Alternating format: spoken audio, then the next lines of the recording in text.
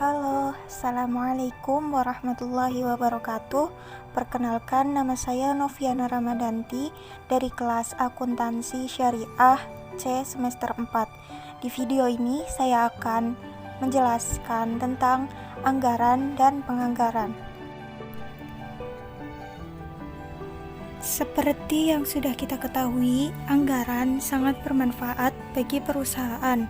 Salah satunya yaitu sebagai perencanaan terpadu.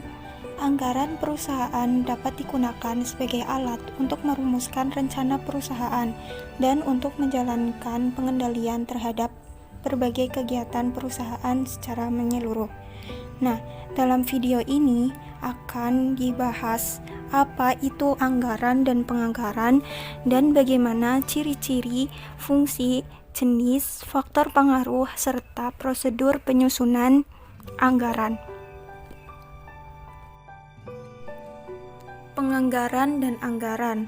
Penganggaran adalah proses menyusun anggaran atau suatu proses sejak dari tahap persiapan yang diperlukan sebelum dimulainya penyusunan rencana, pengumpulan data dan informasi, pembagian tugas, implementasi dari rencana tersebut, sampai pada tahap pengawasan dan evaluasi.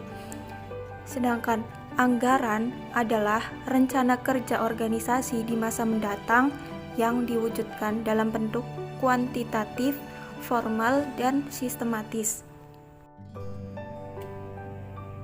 Selanjutnya, ciri-ciri anggaran. Yang pertama, dalam satuan moneter. Selain dalam satuan moneter, juga didukung satuan kuantitatif lain dengan tujuan mempermudah membaca dan usaha untuk memahami rencana tersebut. Yang kedua, mencakup kurun waktu 1 tahun. Umumnya mencakup waktu 1 tahun yang berfungsi untuk memberikan batasan rencana kerja.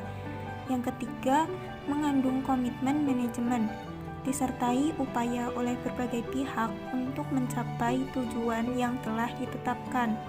Yang keempat, usulan disetujui pejabat yang lebih tinggi, harus disetujui oleh pihak atasan atau dewan direksi. Yang kelima, diubah jika ada keadaan khusus. Hanya boleh diubah jika situasi eksternal dan internal tidak memungkinkan lagi untuk mempertahankan anggaran. Yang keenam, dianalisis jika terjadi penyimpangan. Tujuannya supaya tidak terulang di masa yang akan datang dan penyusunan lebih relevan lagi. Fungsi anggaran. Terdapat 2 fungsi utama anggaran, yaitu yang pertama sebagai alat perencana, yang kedua sebagai alat pengendalian. Sebagai alat perencana, fungsi anggaran meliputi memberikan pendekatan terarah, mengarah pada tujuan umum, mendorong anggota berkomitmen mencapai sasaran, penggunaan sumber daya pada kegiatan yang menguntungkan, dan pencapaian prestasi tinggi bagi anggota. Sedangkan sebagai alat pengendalian, fungsi anggaran meliputi menjadi tolak ukur atau standar organisasi, penilaian dan evaluasi setiap aspek organisasi, dan mengadakan penelaahan terhadap masalah yang terjadi. Selanjutnya, jenis-jenis anggaran. Jenis-jenis anggaran terdiri dari 2, yaitu anggaran operasional dan anggaran keuangan. Anggaran operasional yaitu rencana kerja perusahaan yang mencakup semua kegiatan utama dalam memperoleh pendapatan. Anggaran operasional meliputi anggaran pendapatan, yaitu rencana yang dibuat perusahaan untuk memperoleh pendapatan pada kurun waktu tertentu.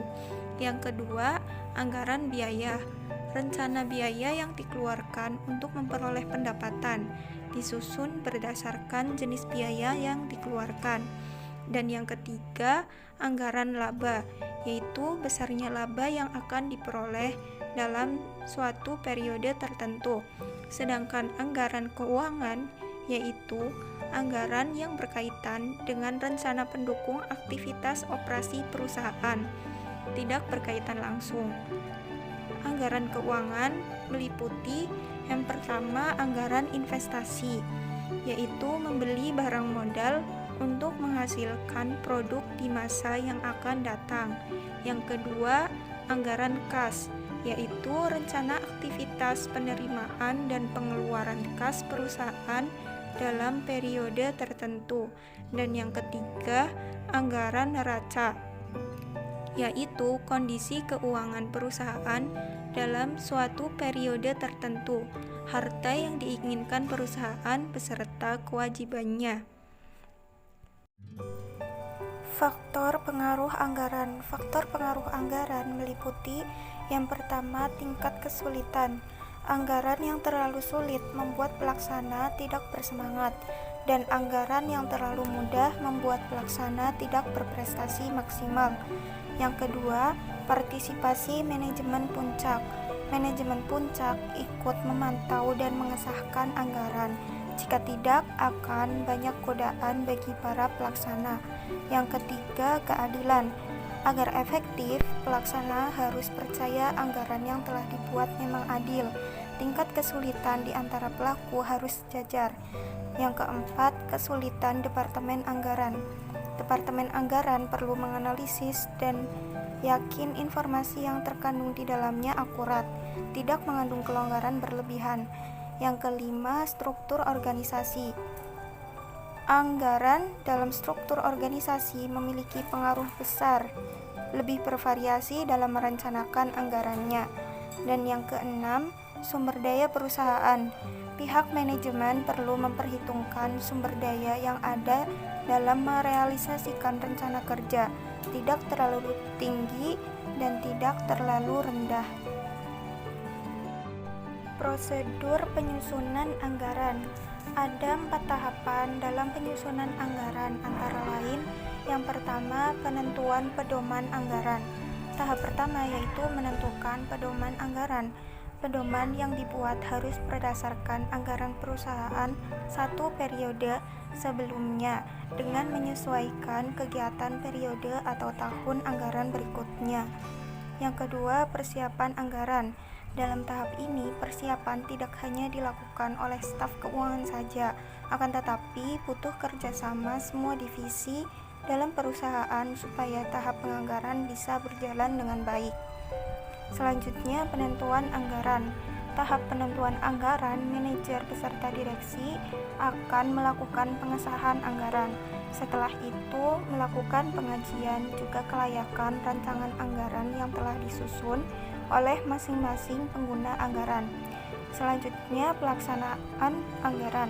Dalam tahap pelaksanaan anggaran dibutuhkan pengawasan dari manajer perusahaan kepada masing-masing bagian. Untuk kepentingan pengawasan, maka setiap manajer harus membuat laporan realisasi anggaran.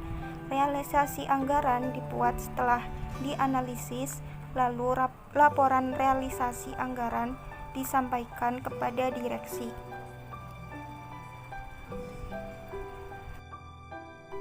Sekian pemaparan materi dari saya, kurang lebihnya mohon maaf. Terima kasih atas semua perhatiannya. Wassalamualaikum warahmatullahi wabarakatuh.